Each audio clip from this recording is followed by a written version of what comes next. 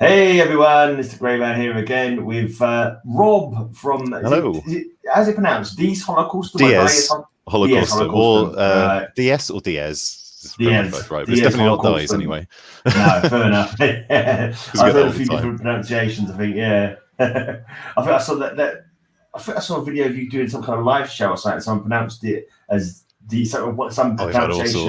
And I was like, loads of spellings as well. Like we've seen on kind of local events, things which aren't necessarily by the venue, but they'll be like kind of what's on in Bristol, and there'll be like two different places with two different spellings of our name, which are both wrong. So yeah, cool. What's the funniest misspelling though? Like Diet Holocaustum or something like that. Holocaustrum. They're putting an R in there for some reason. Fair enough. It's not difficult to copy and paste off the Facebook page. There you go. Yeah. Well, that's my first question is like, what's in the name? Tell us about the name, the story behind the name. What does it mean? And why did you pick that name? It was it was John's kind of conception from the very beginning, but it essentially just in Latin means the day of the kind of apocalyptic event by fire, as in the same sense as like nuclear holocaust kind of thing. Yeah. If you sort of transliterated it to English. Well, the world can end. Some say the world will end in fire. Some say the world will end in ice. Don't they? I think there's enough. Yeah, absolutely. I know it's a nasty savage song. I don't know if they got it out of the Bible or what, but there's certainly lots of end times kind of prophecies out there, aren't there? Yeah, it's an endless source of inspiration as well. So especially in metal, you're never going to run out. Exactly. Yeah. So is that where you get your lyrical ideas from, and you like from that kind of biblical or end of the world kind of thing?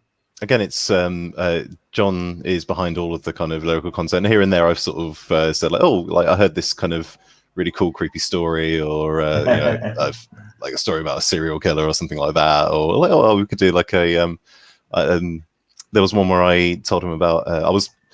Went into a bit of a rabbit hole about the arrival of the plague on the British Isles, which happened to be in Weymouth, near to where I'm from.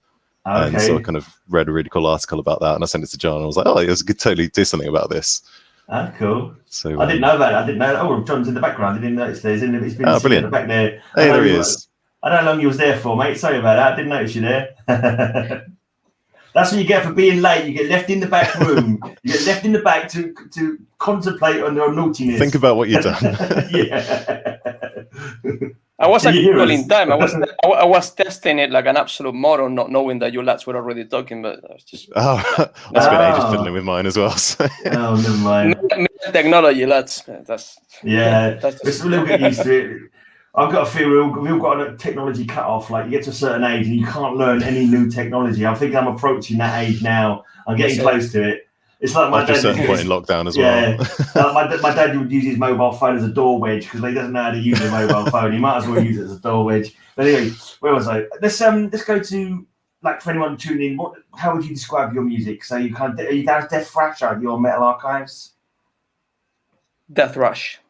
Death Thrash. Is that what bands would you compare yourselves to? What kind of if you had to sum it up to somebody who's not heard you before to pick someone to go and check you out? How would you say you sounded? Well, if you can go back in time to roughly Beneath the Remains era of Sepultura, early Morbid Angel, Altars of Madness, Consuming Impulse of Pestilence, these sort of bands, but with a bit of a different sense of arrangements, a lot more harmony and themes, and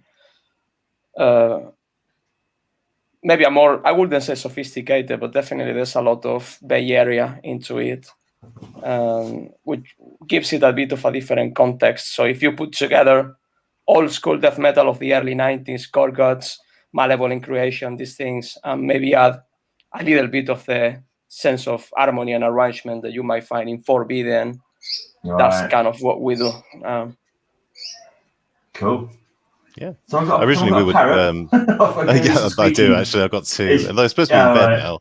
Yeah. They want to get in on the interview. Oh, they always do. This shouldn't be a problem anyway. Originally we were down as old school death metal, and Death Thrash kind of like grew out of that a little bit because people get a sort of an idea about a sound when they hear sort of the term old school death metal. It's usually kind of very like down tuned and sludgy, whereas we're a bit more kind of sort of fast paced. I think we've got a lot more kind of thrash sound to us, especially to a kind of an audience that's looking for that as well, which tends to be in thrash. Yeah. So when did you form? Because Metal Archive is a bit confusing. It says you formed in 2013, but then it says years active, 2017 to present. I don't understand. How does that? Well, is that just Metal Archives being weird, or? I don't understand it either. I basically put the project online in 2013, but when I started to upload the songs, that was in, I guess SoundCloud was still a thing. So I was using SoundCloud as some kind of tool to find musicians because I didn't have anybody playing with me. It was just a solo project, but because I didn't know anybody in Bristol, it took me the hell of a lot to actually meet real musicians, you know, with flesh and blood to actually play the real thing. So in between 2013 and 2017, roughly, I was just, you know, sharing as much as possible, like a mad thing, my crappy CDs and my links to YouTube and Facebook by then and SoundCloud, and nobody was giving a shit about me. Yeah. Basically, I was just ignored until I met this bloke in the Griffon, Jaime, another Spaniard lad, and he happened to know Will Pearson from Body Harvest, so he said, "I've got a drummer for you." And no way. So cool. that was I guess that was the big leap of the band to actually get a drummer, because it's always the most difficult element to find in a death metal band. And it came from heaven, mate. Like when Will started to play the songs, that was the boost we needed. Will is an absolute force of nature. Like, yeah, I don't think we could ask for a better guy, really. Like, I don't know. He's not even here, so flatter him. But well, maybe you're listening later. I don't know if it's I'll just tell in the anyone UK. that, Yeah, I don't know if it's just in the UK or worldwide, but drummers normally have like 5 bands, aren't they? Yeah, they're so like, you know, rare to have a band. You know, how many other bands has he got? I think at one point since I've been in the band, he was actually in 5 bands of some to some extent. Like he's played live with several bands as well for like live session work. So Lichgate was probably his biggest one, that was really good. He was touring all over Europe and things like that. Obviously, this pre Brexit slightly, but that's a story for another day, I think. So is he still in some kind of industrial project? Sorry. That's Jake's. Jake Metal from Body Harvest, actually called Cybervoid. Void. Yeah, which I guess is some kind of Fear Factory. Yeah, Jake loves his Fear Factory and stuff like that as well. So it's whole thing, which sounds quite interesting. 2 really good musicians on it anyway. So. And Dan O'Dell's with them as well, as far as I know as well. So he's an excellent bassist. So if you've got the time, you might as well, you know, explore your different musical avenues, mightn't you?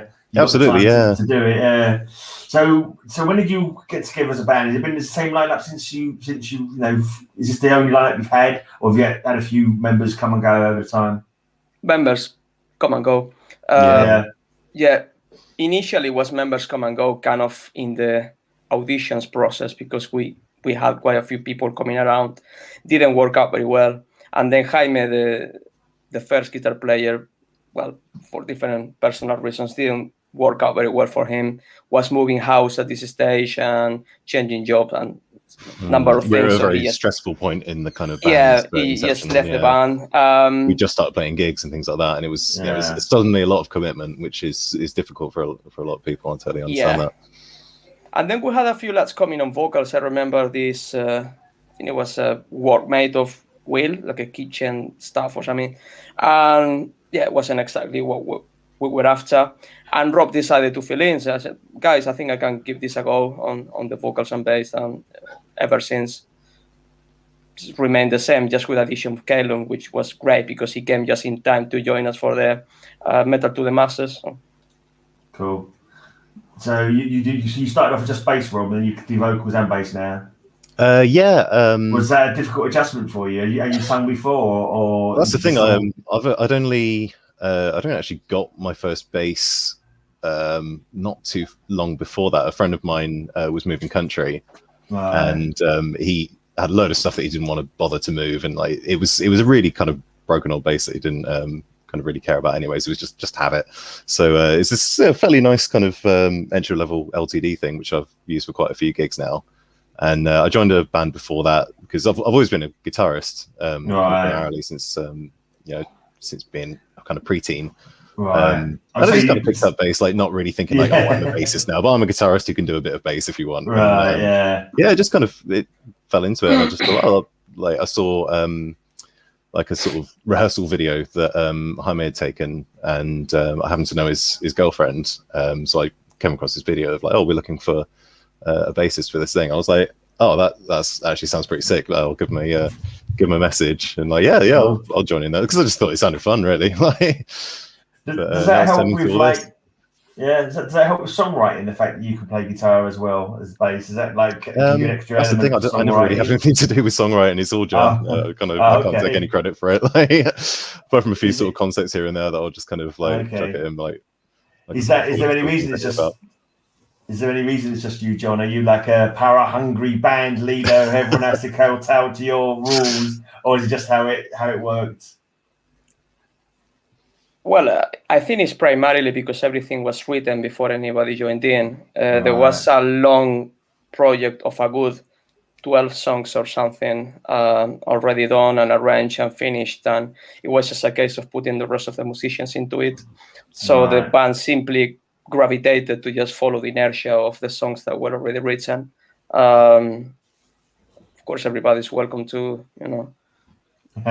So going forward, it might be more of a full band kind of proposals or whatever. Yeah. Especially Caleb's sort of starting to do kind of, solos that he's made up as well, like rather than the ones that are already written, which is he seems to really enjoy that as well. All right. So you've had a couple of releases so far, a single plus a full-length album. Was everyone on the single, or was that like it wasn't something that just brought out by John? Was everybody on there, or? That was everyone except for Caleb. Caleb hadn't actually joined until we'd actually tracked all of the album. So it was me, Will, and John at that point. Because Jaime had kind of left shortly before we started tracking, and Caleb had joined shortly after we finished tracking. So at that point, it was all just three of us. Yeah. We did have some demos floating around though before that John had done solo. But I think I don't think they're around anymore. Right. Okay. So that was. Did you do the singing then when you did your demo? Were you singing as well and doing everything on that, John? I was, yeah. Not necessarily the best songs, but that singing. But yeah, I was doing vocals, yeah. Right. So I thought they had a really cool quality to them though. Like it was lo-fi in a really cool way, which is partly kind of what made me want to join in the first place, really. Okay. Cool. But it's not something you wanted to continue with. You didn't want to continue doing singing. It's just undoable. I just don't have this quality. I'm not Mustaine. I mean, to sing and play. I certainly do. Bass I can manage. I don't have this technique. I just feel for my neighbors because when I actually sang these songs on the demo, I wasn't exactly in a soundproof studio or anything like that. It was just here in my house with the monitors blasting. Oh man, it's in that wardrobe behind you, actually, isn't it? Just out of embarrassment, I was trying to put the guitars as loud as possible to sort of drown my vocals, and I think it didn't work. But happily, my neighbors are pretty cool with it. They're really laid-back people, but bloody hell. If you ever end up selling the wardrobe there, we can sign it and sell it on as like official rare. Like this is where the first demos were recorded inside the wardrobe. Once you get big, you can do tours of it. Yeah, we'll bring it on stage as a stage prop or something. You didn't record the single in that wardrobe though, did you? In that cupboard. When did you actually go to the studio? Or was it one of these house where you did it in your own homes and mailed it? Yeah, cool. Studio, yeah. Is that local to Bristol? Yeah, it's Phantom Studios in Easton, which we kind of went in for the first day of drum tracking, and that was just kind of obviously a certain cost, and then after that we were like kind of just renting the studio on its own, so just we had the run of the place really and kind of like put it together ourselves. Right. Because it was a lot cheaper like that, to be fair. We were all kind of like, okay, guys, like hand over your notes to pay for today's one. So certainly wasn't the highest budget production. Nah. So you recorded it and you mixed it yourself, did you? Yeah. That was. Is that something you'd carry on doing? Did you mix the album yourself as well? Yeah, I'm not very happy with that, honestly. Kind of, it served a purpose. Definitely at the time was sort of financially and practically. But I think Yeah. next time we'd love to go to one of these kind of big in the underground studios that you kind of see around. I'm not even sure what the big studios. I remember Philia Studio used to be quite big, but that was probably 10 years ago, 20 years ago. Yeah, I'm not even sure what the studios are that are big at the moment. I can't remember the name of the studio, but Russ Russell up in. Yeah, I think I heard that name. I want to say Nottingham. He's done sort of Napalm Death and Doing Bulgaria and things like that. But he seems to, he seems like a really cool guy. So I might ask for his prices at some point. But it'd be nice to actually sort of go there and like get someone with who an knows idea their and stuff. with tracks and just have it kind of done there The thing is, as much as we can afford anyway. Yeah, exactly. The thing is, the amount of money, the kind of outlay that it is, you want to make sure you're going to be happy with it, and and there's always that kind of fine line, because there's something to be said about doing it yourself, because you can play with it as much as you want, and until you're completely happy with it. But then there's like getting someone else in who actually knows their stuff. Absolutely, it's a fine line, isn't it? It's like it's in terms of practicality at the end of the day, but it was frustrating not to have a kind of an extra set of ears just come in who's got nothing to do with us, but just is going to look at it objectively, because you just end up listening to the same things over and over again, and like you just lose your perspective on it completely. But get neutral ears who can who's got lots of experience in the of course, it was cool. What about live? How's it been live? I mean, have you managed to do a lot of gigs before you were not allowed to do any gigs anymore? Our last one was we played our release show back in January 2020, and then we had one on the day after in Banbury, and that was our last show that we played. Like, obviously, because we had a bit of a break after that, we didn't have any books for a while, but for the rest of the year we had some awesome dates lined up. We had we was going to be supporting Creeping Flesh from Sweden onto their dates in the UK. They wanted to do our home. We wanted to do one in Bristol, but we said it's kind of close to other gigs that we do, and have you got any others? And they were like, yeah, sure, you can do Hitchin in Nottingham. So we're like, so going out of town for a international support like that would have been awesome. Hopefully that'll come back around. Obviously, when it's internationally, it's so much more kind of complex. More people like to come out in there as well. More people like to come out. Absolutely, band. This is their album as well, and it's crushing. It's so good. I've not heard them. I can't name drop the name of it, but Creeping Flesh. There's so many band names. Creeping Flesh is probably 20 bands called that in there. I'm not too sure. It's Creeping Death as well. It's it's hard to remember if I've heard them or not. But so we went into the record shop this morning and said can you get in some Septic Flesh? And he said we don't really do much punk stuff. Oh no, it's Rotten Flesh. Septic Flesh. There's so many other Fleches and exactly. Rotten, Septic. It's true. It's been a really crappy year for everyone, really, hasn't it? Have you been writing? Have you been able to even get together to practice or anything like that? Have you still been getting? No, not really. So this has been not for a long time. Yeah, we've got about an album's worth of new material sort of ready to go, but I think once we because our first gig back is going to be the Metal to the Masses grand final that they because they're not doing any of the heats in Bristol because there just isn't time, so they're just going straight for the grand final. That's going to be our first gig back. Okay. So I think we're just going to hit the ground running on that. And is that definitely going ahead? Yeah, as far as I can tell, Bloodstock as well. When is that actually booked for? That's if we don't get. I don't want to say it because I don't want to jinx it, but third wave. I don't want to say that. That'll be a wicked name for a new band, though. Third Wave, definitely. There's probably been a few third waves of various genres. So the third wave for death metal, maybe, I don't know. So, I don't know what to talk about now. I mean, how have you been recording? Then not recording, but how have you been writing the songs? Have you actually been able to get in the same room, or are you just sending riffs backwards and forwards on the internet to each other? Yeah, John's got plenty of sort of demos that he's been sending the rest of us. But I mean, it's always challenging when you don't sort of see the end of it at that particular time as well. When you're thinking we've got to sort of get these songs down. We want these ones done for this gig, and it's all just been we don't know, don't know what's going to be like in 2 months. So I find it really kind of challenging productivity wise. Yeah, it's weird. It's kind of like a phantom zone or something, like a dead zone. Where it's it's this kind of really cloud of uncertainty over everything. Well, in a way, has given extra time to write better songs. I think the next album will be I know you've changed a few, lot more mature, better written, better composed. And I've been back and forth with Will on Skype or any sort of video calls or something, sending the demos. He's been sending me his drum parts. Before the lockdown, we actually managed to catch up a couple of times. He was using the electric kit, and actually we did a couple of rehearsals when it was still legal-ish, sort of with social distance and the masks on and stuff. And it was sounded great. Like, Will has really written some great killer parts on the drums, a lot faster, sort of pushing the limits of the speed a little bit more. I think we've gone up to 242 BPM in a couple of songs, so a lot more aggressive. Better songs in general. Quite happy with the material. It's just a case of putting everything in common and playing together.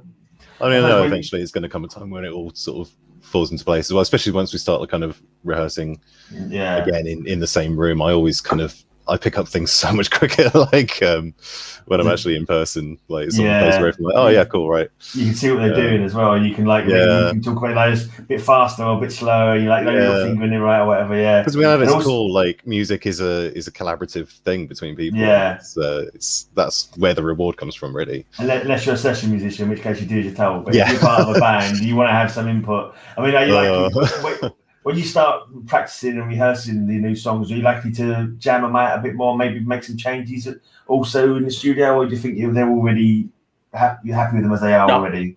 Really, it's normally everything ready to go. Barely anything ever changes. Sometimes like the kind of the lyrics, like I'll say like, okay, I'm sort of running out of breath a little bit on this line, I'm like kind of, or just add something in.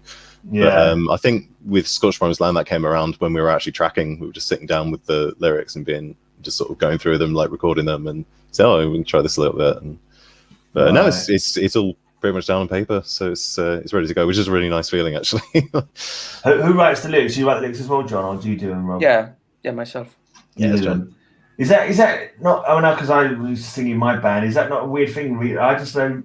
I know reading somebody else's lyrics. I don't know. Does that not feel weird, like reading somebody else's lines and not like sort of doing it yourself? Is it easier to do that? I mean, I cannot write lyrics. And so anyone's lyrics that I read, I'm just like, wow, that's good. So you always you never read them and go, oh, I want to change this and I want to change that, or only if it's very rarely. That always has that's got to be done. I think once the lyrics are written and the riffs are down on the bass, on some basic lines, to at least be able to play and sing at the same time, because they're very demanding songs, very intricate. I always make sure that the metrics are adjusted to whatever Rob needs to actually sit down, go through the metrics, the accents, and work out on some lyrics that are actually singable, so he doesn't, collapse. Cool. Breathless kind of words which have the same meaning but have a bit more power. So you're kind of, I can't think of an example off the top of my head, but just like a word that sounds better as a metal lyric. So sometimes just sort of change ones around like that, keeping the same semantics in the song. But I was like, I remember sometimes I wrote a song and I started, I was like, I'm not putting any breaths in here. Jesus Christ, what am I doing? I'm going to kill myself trying to do this live. But I've got a couple of questions from chat. I've got my mate, he's had a few beers, he's asking some questions, so I'll read them out. He says, have you ever read The Road by McCarthy? I can't say I have, no. I haven't read much, to be honest. I'm never much of a reader, which is really kind of a bit of random. We'll get back to admit to a lot of people, but I'm not. No, well, fair enough. People have got their hobbies, haven't they? What about talking about lyrics? Let's go to the lyrics of the album first. It's Scorched Earth Policy, was it? No, what was it called? Scorched Promised Land. Scorched Promised Land. Scorched Earth Policy, I think, is annihilated or something. I'm sure I've heard that. I think that might have been one of the ideas that we threw around for it, because we did have I'm sure I've heard that. A little list of policy. I don't think I'm channeling something. Well, what's the lyrics on there? What's any sort of particular themes? I know you talk about Dies Holocaustum. Does it, in the biblical prophecies of doom and whatever? Is that something that carries over into the lyrics on the album? It's not very biblical. It's not quite pagan, quite heathen. There's a lot of mythology into it, like Glories of Hell is full into Greek mythology. Death Ray Shrouded is kind of the typical zombie story you like in a death metal album, regardless. I mean, it's kind of feels a bit cliche, but it's just cool. Exactly. Leatherface. Everybody Yeah. knows the Texas Chainsaw Massacre. I don't got, like to think of them as cliche. I like to think of them as timeless classics. Of course, yeah, absolutely. Yeah. We've got The Corpse's Store is about Ed Gein, as far as I know, isn't it? Yeah. Yeah. I mean, it's all the kind of true crime serial killers. The metal Like, stuff. yeah, I mean, it's stuff that is. And then songs like Burial Ground, Funeral Dawn, maybe are a little bit more, I wouldn't say political, but maybe there's some elements of historical, maybe, yeah. Something historiographic into it, like the total destruction that comes after some wars. I was quite shocked when I saw the film, The Downfall, this moment when Berlin is completely destroyed, like completely reduced to ashes. I thought that kind of inspired me in a way for the cover artwork of Scorched Promised Land. A place that's completely obliterated, and that gave me the idea of this Scorched Promised Land as some kind of promise of a better world or society, if you will, like something good is coming, but no, and start completely messed up. And it makes me think of a promised land from the Bible kind of thing. This is the promised land, and seeing and it all being destroyed, like some Holocaust has destroyed the promised land or something.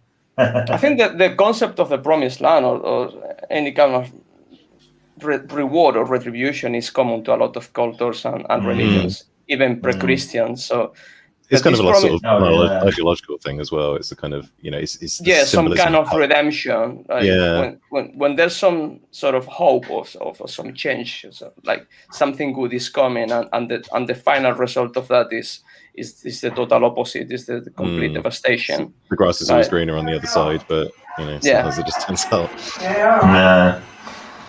Interesting. It kind of gives me like a pessimistic kind of feel to it. Like it's the promised land has been destroyed. It's like exactly. This is what we've been hoping. Our dreams have been focused on this promised land, and it's absolutely devastated. So it's like, oh yeah, that's cheerful. That's very metal.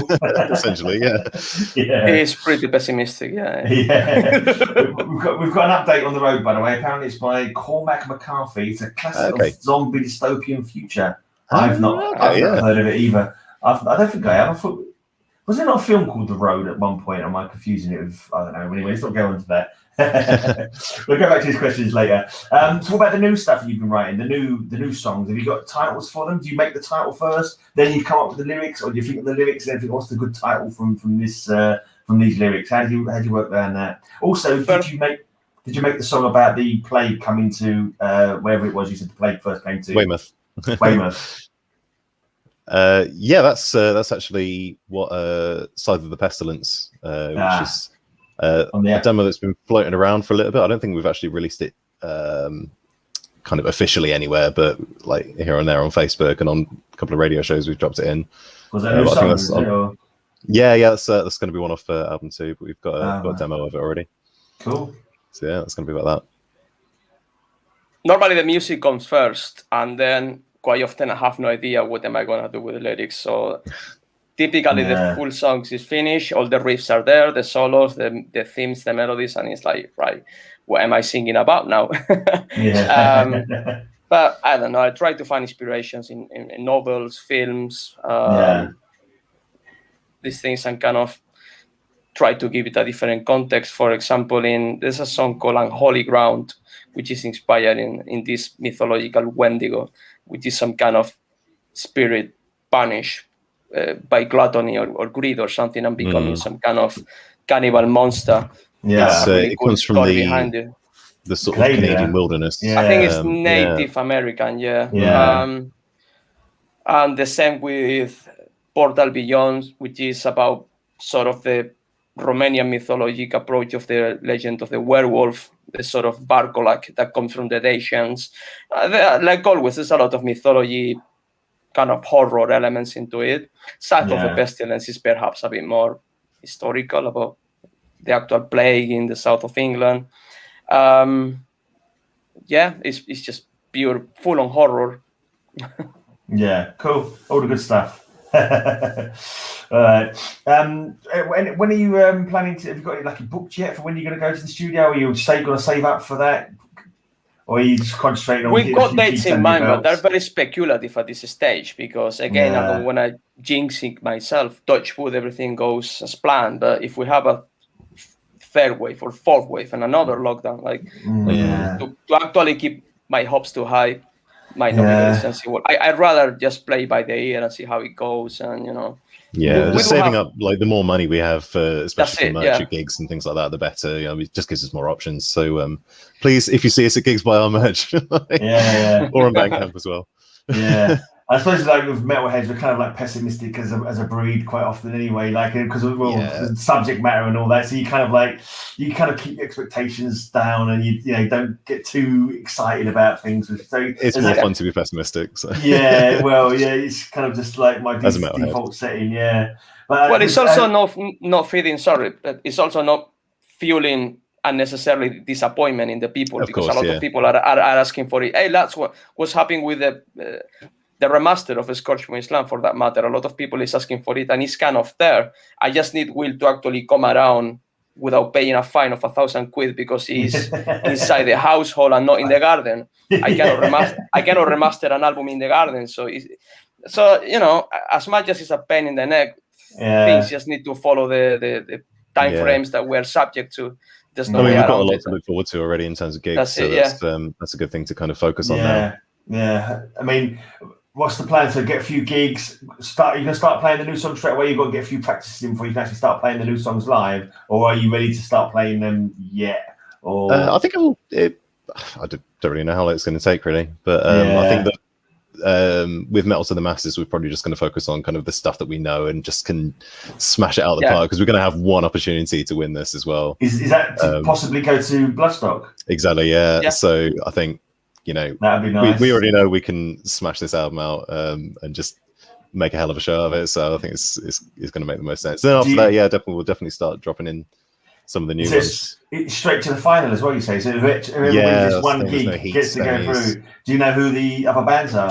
Yes, we do. Yeah, it's we've got. So can you go around and like nobble them slightly, like put their tires down so they can't get? I mean, I've had a few. I've had a few. Kind of ideas. I think Ascaris is there.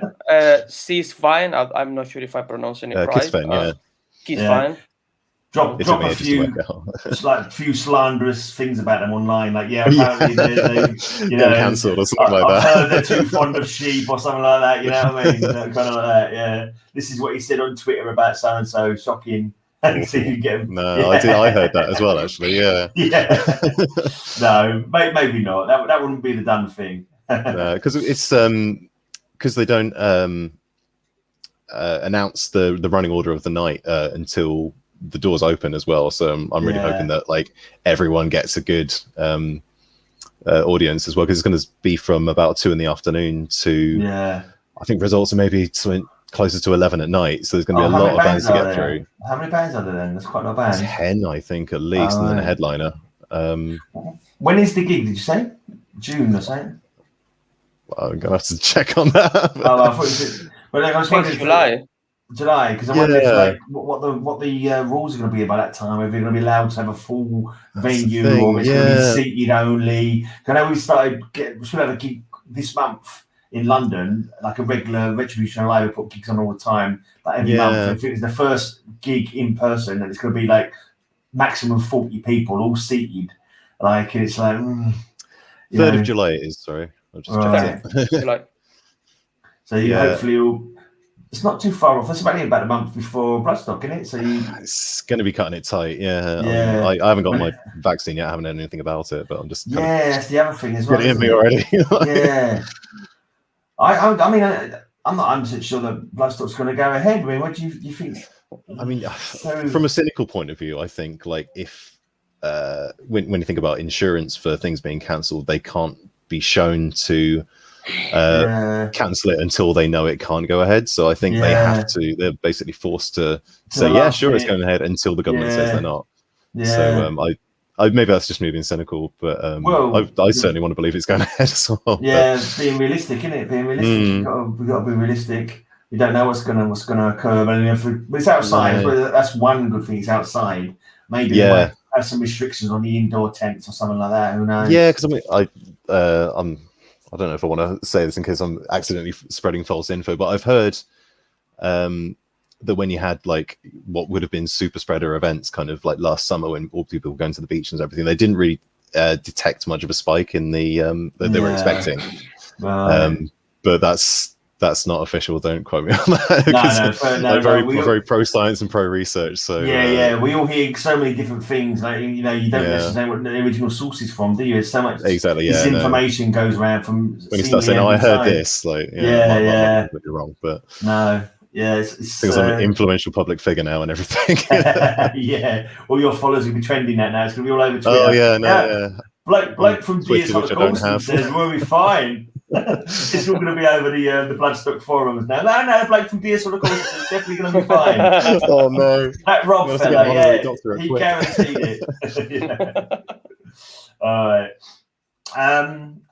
Yeah, so it's hard to say this fucking time, with nothing fucking going on, it's hard to find things to talk about. And we've gone through all the lyrics and where we don't. Have you got the name for the album yet? Have you planned the name for what next album's going to be called? Or there is, but might be best to keep it for myself.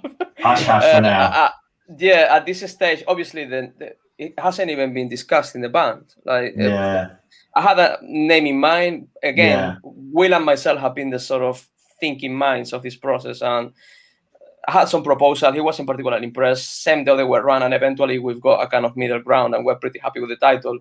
But I think it's only fair that the other members have a say, and we have a discussion.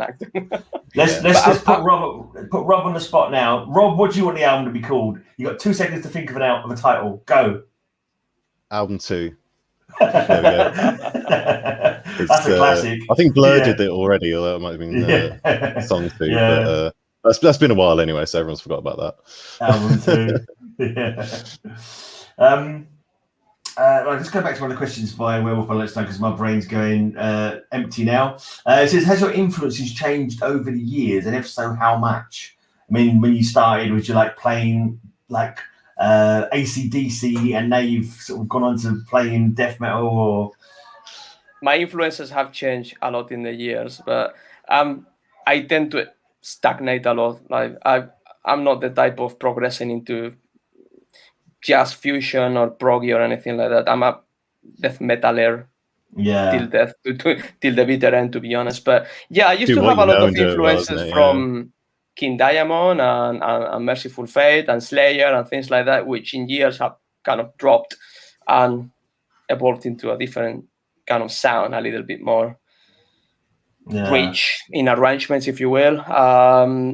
But not so much into Slayer, Vio-lence, Overkill, Razor, these sort of bands I used to hear back in the day, which kind of, in a way, outlined the sort of style that I play, but it's not so much part of the composition anymore. And of course, I went through the full on Nordic, Swedish, Finnish bands with lots of this kind of dark melodies into it.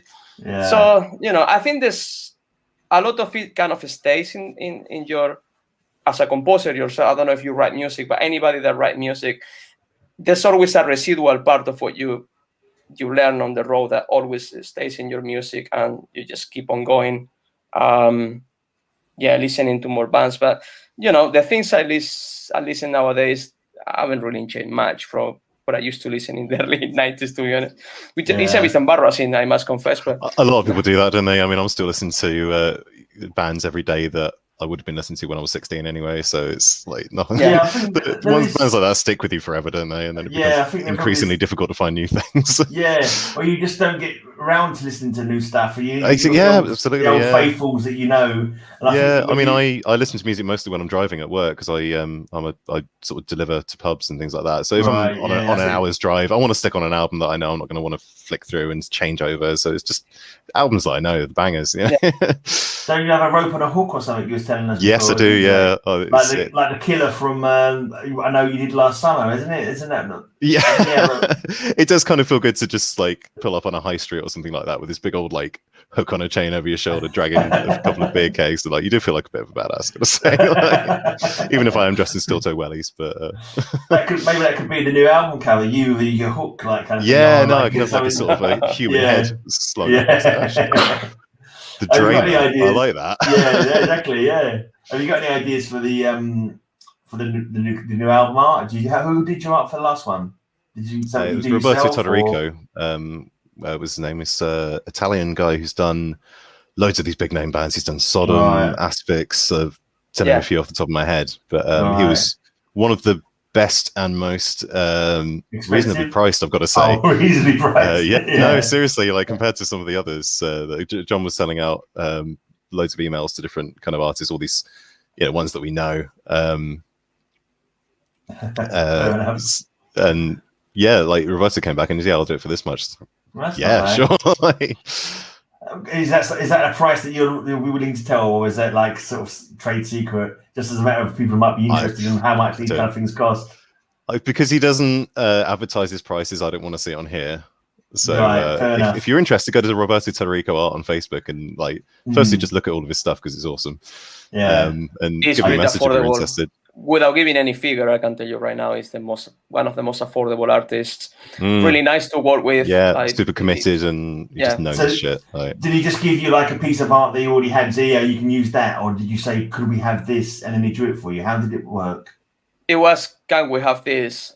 Only that obviously he started to add different ideas. Like I said, okay, we want this concept, the impaled skulls with blood and the fire, and the city burning and whatever, and he added the kind of Hydra, which is some sort of mythologic monster. You just see it up here somewhere. Which appears on the kind of background. And I said, and then for some reason, the Wicker Man came into it, and then the crows, and also different elements started to appear, and it is there. Do the different elements relate to any of the different songs, or are they just there for a good look? They don't have any sort of tie into any of the songs, different elements of the cover. Doesn't the Wicker Man have something to do with? It might not have been a song that's on this album. I can't remember. You know better than me, John. But the Wicker Man seems to. It's kind of mentioned in terms of the Coven, because when I wrote Terms of the Coven, I was inspired by this Spanish legend of some kind of procession that you meet when you are in your dreams, and it's not really twisted stories. Kind of, I think it's based on Celtic mythology, but essentially, you get lost as a sleepwalker going to the forest and come across to some kind of procession, and what you're actually witnessing is your own funeral.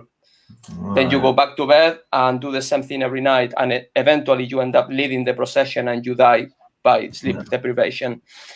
So that is my favorite. It was a really cool story, kind of creeping away, and so Santa Compagna, isn't it? Is the name of it? Santa Compagna. And if anyone wants to look up the story of it, it's so good. Yeah. Okay. And the more I researched, the more I kind of came across to a lot of elements that kind of come from the Welsh mythology and even Scottish mythology, Irish. It's definitely Celtic. So yeah, I just throw the Wicker Man into it. Right. It kind of sums up that whole kind of like weird European paganism. But that's it. Yeah. There's lots of weird things that have happened in like human sacrifice and all sorts. Even in British history, there's just so many good things that you can pick from, and it's just it's super interesting as well because it's these stories that people don't know as well. So it's great to be able to kind of just say like look at all this kind of awesome like stories and mythology that there is out there.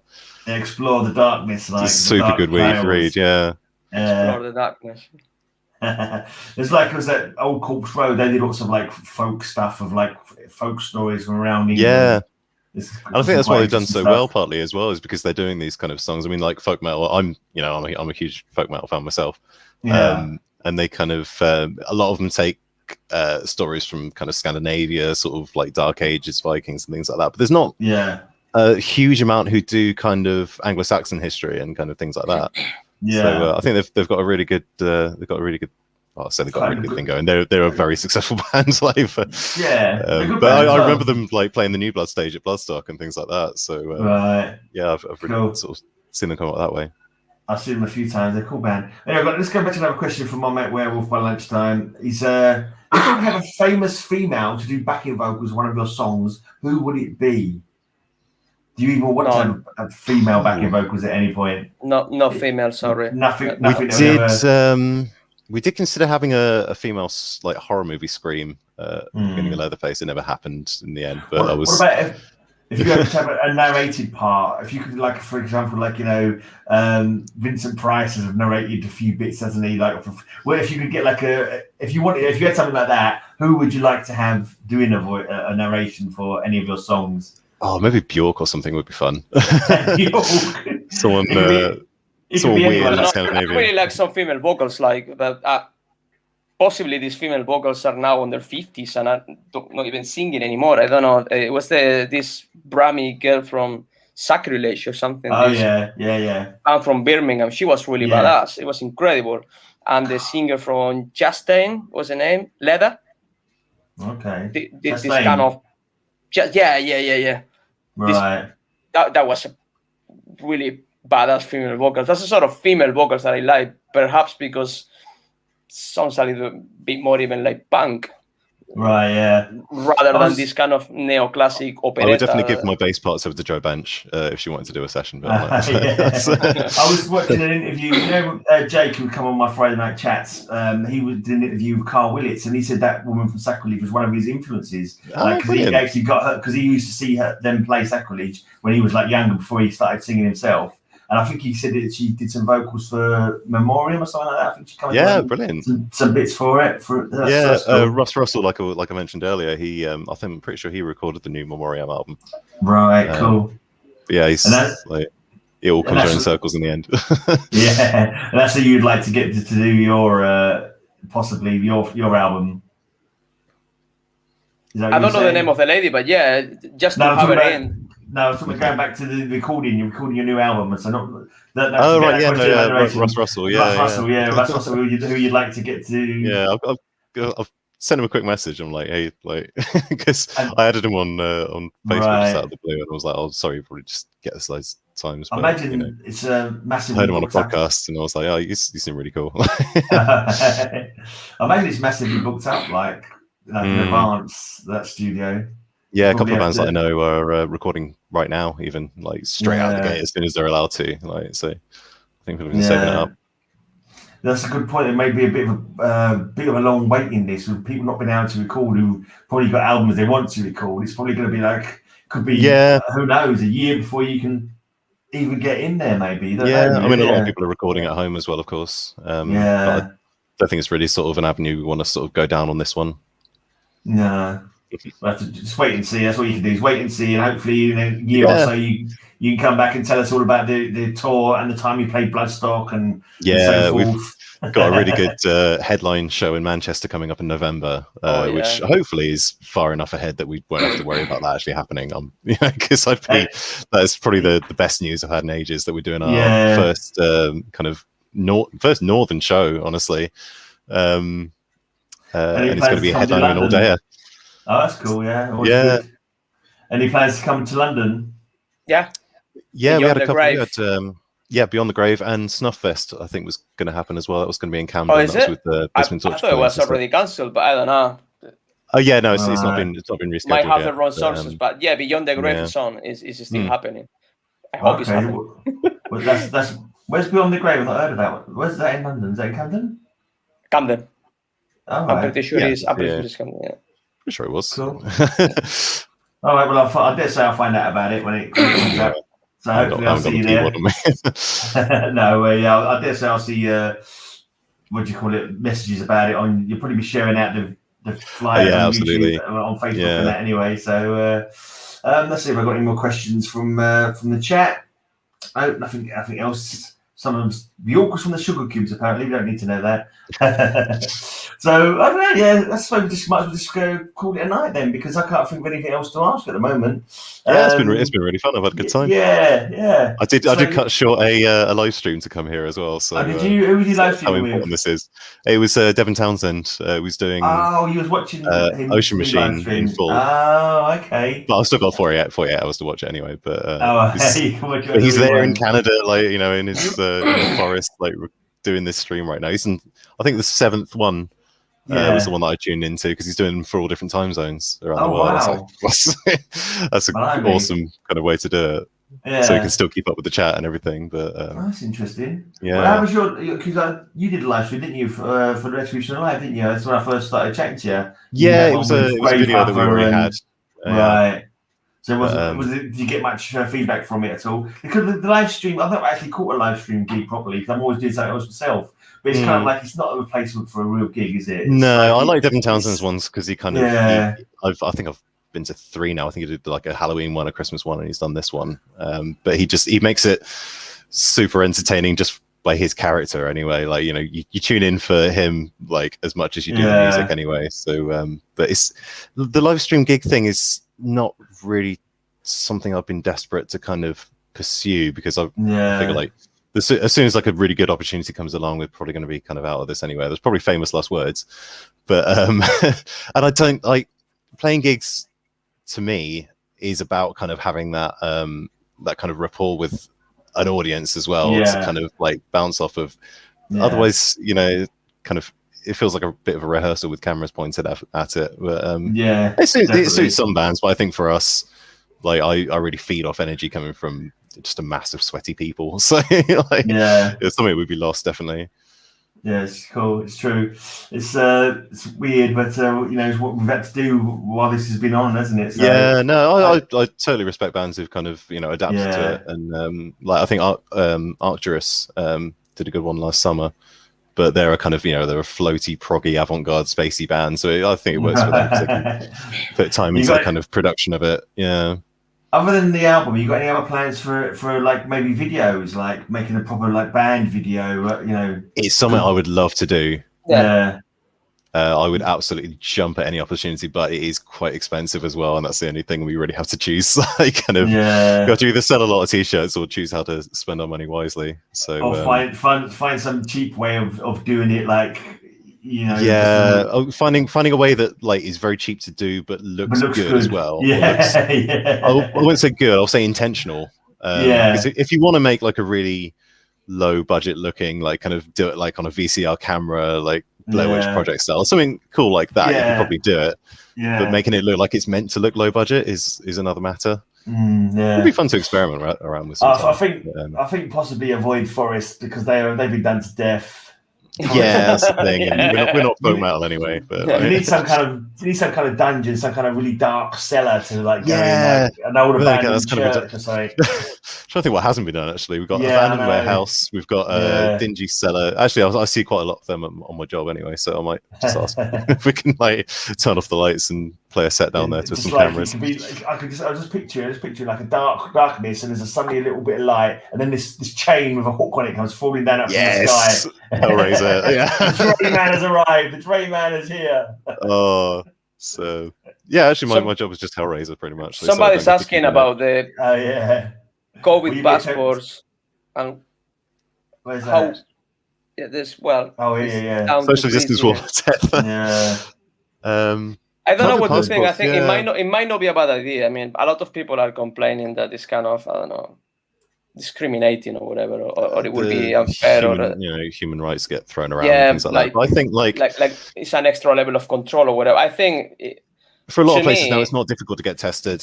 If it allows free movement again and releases the conditions in traveling and a lot more things, but to me, and safely, it is welcome. Like, if they propose to me, you can have one of those COVID, because I've got both jobs. I work in social care, so I'm compelled to have them. So, plus, lucky enough, anyways. I'm quite chuffed to have them anyway. So if somebody asks me, you can have one of those passports and then move freely and go 2 weeks, mate, bring it on. Can't wait. Yeah.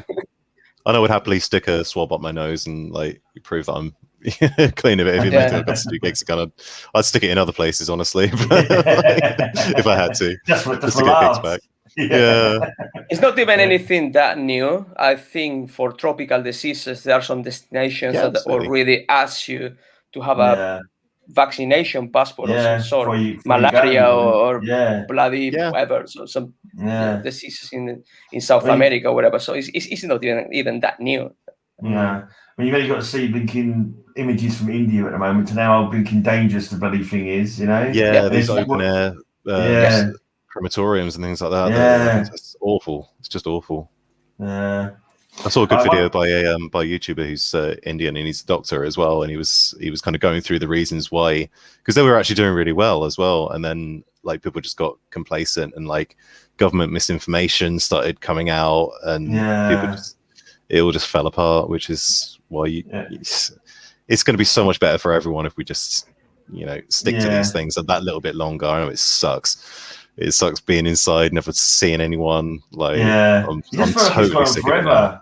When it started, it felt like it was going to be a month or two, and it'll all be back to normal again. I think last winter was the longest winter I've ever had. Is because it's all right when you can go down the pub with your mates for like Christmas Eve drinks or something like that, something to just break up the monotony of it. But it just felt like from November to February, just felt like one long dark day. Just with nothing to do. It was awful. It's crazy. I've got one final question that just popped up at the end here. I don't know if this have you got a favourite metal movie? That's a good question. I don't know that many, about metal? Or Trick or Treat. Or metal movie as in about metalheads, or there is a good one I saw a couple of years ago called Heavy Trip. It's a Finnish one. It's a fun caper, like it's actually about a metal band. Probably my favorite metal movie, like a movie that is metal, would probably be Hellraiser. It's got to be up there. It's just metal, isn't it? Like demons from another dimension coming and ripping your skin off your hooks. It's like heavy metal, the movie as well. From the it's called heavy metal, but it's not heavy metal at all, really, is it? I think it might have a bit of metal music on it. It's got like a Speedwagon in it or something like that, isn't it? Yeah. It's just a sci-fi magazine, heavy metal, isn't it? Yeah, with just kind of like comically oversized cartoon boobs. It's misleading. Definitely got plenty of boobs. It's definitely worth a watch. Always worth a look. Anyway, I'll let you guys sign off now, whatever you want to say, and don't forget Friday night hangouts. Come back and do a Friday night hangout with us sometime. We'll have some beers and chat about whatever. Absolutely, no, I'd love to come along. I'll let you just finish up whatever you want to say. By the way, everyone, the links to the band, there's a link to my blog where I've put all the where's my bloody little there you go. For band info, go to the blog link in the video description. Yes. There you go. And it's got go to all our socials there. You can we've got a thegreyman.com as well, so you can go there if you want to check out our stuff. What's that, two quick things to say. First off, this is the second chat we have. I think that was a different one for another channel or whatever. So thank you very much for your space in your YouTube channel and your attention, and been great. and second, kind of apologies to everybody. Apologies, thank you for your patience to all the people that have been asking for the new material and the remaster of Scourge from Islam, because it's been dragging a lot and it's really annoying and it's frustrating. It's getting there. Things are getting there. There's light at the end of the tunnel. I mean, this bloody COVID thing hasn't been easier for anybody. But, thank you for your patience, everyone, all the followers of this Holocaustum. And apologies again. Have you got a collective noun for your followers? Like Holocaustians or something like that? Or the Hollow Men? Trying to couple around but never settled on any. Every now and then I come up with some bollocks. Like the DS Disciples. How's that? The DS Disciples. I don't mind that, actually, The first time I actually did a status on the Dios Holocaustum page, it was the one as a solo project in 2013. I think I say something like Acolytes of Darkness, and then it went into Infernal something or Sacrificial Daggers or some shit.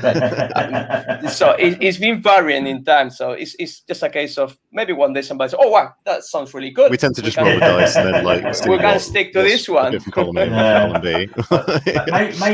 the DS Disciples. The DS Disciples. Maybe I do like that actually. The DS Disciples. Holocausters. Right, we're gonna buy the rights off that. Anyway, cool chatting to you as always. And say absolutely. Soon. Feel free to come back anytime. And if anyone wants to check out my podcast tomorrow, High Speed Hangout podcast, show number 396 is tomorrow, I think. So make sure you tune into that. That'll be all around my normal pages. My link's down below as well. And if anyone wants to support me on Patreon, links are down there as well. And good night. And talk to you all again soon. And bye, everyone. Good night. Cheers. Good night. Good night.